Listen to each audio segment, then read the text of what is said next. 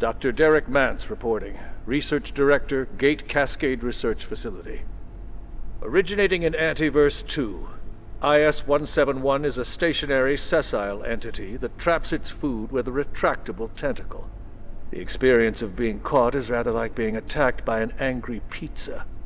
It presents no real threat, but leaves an enduring, not entirely unpleasant smell on anything it touches. Suggestions for possible applications include perfume, industrial scents, and olfactory-based crowd control weapons. Dr. Derek Manse reporting, Research Director. We now believe IS-171, or the carbuncle, as Peters was calling it, is the larval form of IS-173, and almost certainly 178. Dr. Pendleton speculates there may also be a fourth state we have not yet encountered, and I believe she may be correct. If this is correct, it is an extraordinary shift in our understanding. Dr. Manse reporting. IS-178, the peccary, as it was so ineptly dubbed by one of my puerile co-workers, is more intelligent than it first seemed. In fact, it grows smarter and more capable over the course of its life cycle, before morphing into the later life cycle phase. Dr. Manbanco even managed to teach it a few simple tricks, with only minor burns, I believe. Dr. Derek Manse reporting. Although it remains essentially hostile, these peccary can be taught to respond to basic commands, as Dr. Manbanco has demonstrated so performatively, as its biosystems work much more swiftly here. It learns extremely rapidly. Many on the executive committee will want a weapon, I'm sure. Their imagination reaches no further. But if we can just breed the aggression out, the peccary would make an extraordinary work beast. Our world has enough toys of war.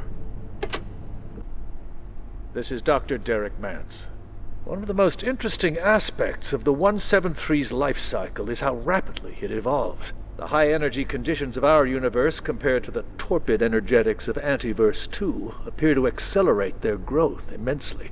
It's humbling, if not a little frightening, to watch life forms alter so quickly. The explosion of Antiverse flora in reactors was far from an isolated event.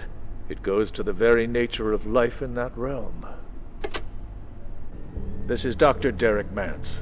Today, I discovered that Dr. Stern's latest software experiment was simulating the entire facility. A microcosm of Cascade, and every staff member within it. Even myself, I gather. When I asked about it, he claimed to be trying to find a way to accelerate our research. I inquired about the ethical considerations, and he just looked at me blankly. The man is a genius, but more dangerous to this facility than most of its subjects. I'm sure of it. An exceptional scientist, all the same. This is Dr. Derek Manse. As our understanding of perforation technology grows, we've discovered new facets of its physical laws. One of the most fascinating is temporal tethering. Each entry to an antiverse seems to start a timer, which resets after a given period, as though a band of time stretches before snapping back to its origin.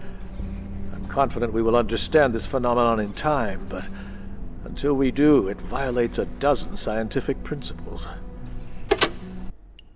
Dr. Derek Manse, Cascade. The first instances of IS-064 appeared barely seconds after our first successful perforation event.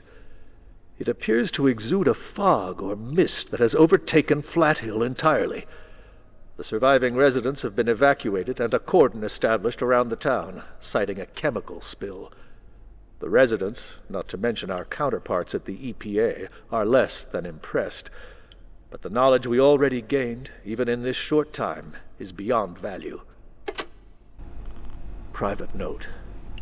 It's undeniable that operations at Cascade are being monitored by external forces.